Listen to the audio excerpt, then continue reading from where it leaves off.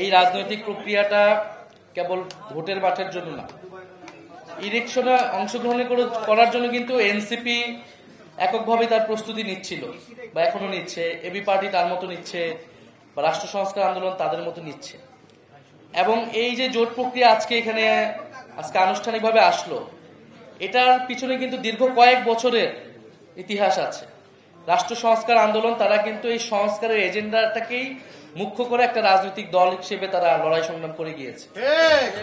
আমার বাংলাদেশ পার্টি কিন্তু একটি কল্যাণ রাষ্ট্র, একটি গণতান্ত্রিক সংস্কারের মধ্যে দিয়ে একটা নতুন বাংলাদেশ করার আকাঙ্ক্ষা নিয়েই তারা কিন্তু তাদের জন্মলগ্ন থেকেই গত কয়েক বছর কাজ করে গেছে।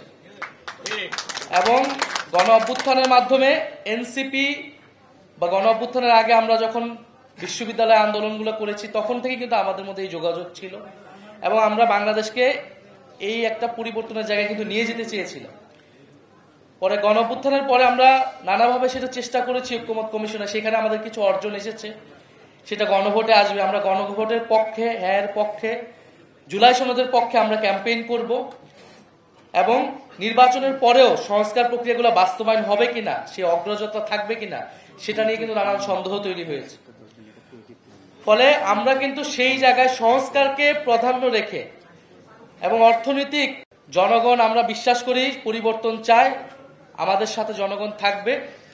নির্বাচনে আমরা আমাদের মতো করে অংশগ্রহণ করব, নির্বাচনের পরেও, এবং নির্বাচনে আমরা এই সংস্কারের পক্ষে জনগণকে ঐক্যবদ্ধ করব। নির্বাচনের পরেও আমাদের যে লড়াই, আমাদের যে অগ্রযাত্রা, সেটি কিন্তু আমরা চালিয়ে যাব।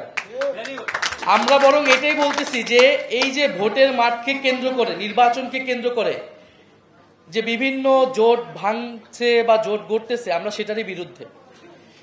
এই বাংলাদেশে গণ অভ্যুত্থানের পরে যে কোনো একটা জোট বা আলোচনা হওয়া উচিত ছিল একটা রাজনৈতিক প্রশ্নগুলোকে সামনে রেখে। কিন্তু আমরা দেখতে পাচ্ছি একটা দুইটা সিটকে কেন্দ্র করে যারা এত বছর সংস্কারের কথা বলেছে, আমাদেরকে শিখিয়েছে, তারা এখন তাদের নিজেদের নীতি আদর্শ বিসর্জন দিয়ে কোনো একটা জোটে চলে যাচ্ছে। বা ঐক্যমত কমিশনে যারা তাদের অবস্থান ছিল, তারা তাদের অবস্থান থেকে সরে আসছে। ফলে আমরা এটাই বলতেছি যে আপনারা সাহস করুন, নীতির পক্ষে দাঁড়ান, জনগণের পক্ষে দাঁড়ান এবং নতুন বাংলাদেশের পক্ষে দাঁড়ান। মানুষ আপনাদের সাথে আসবে।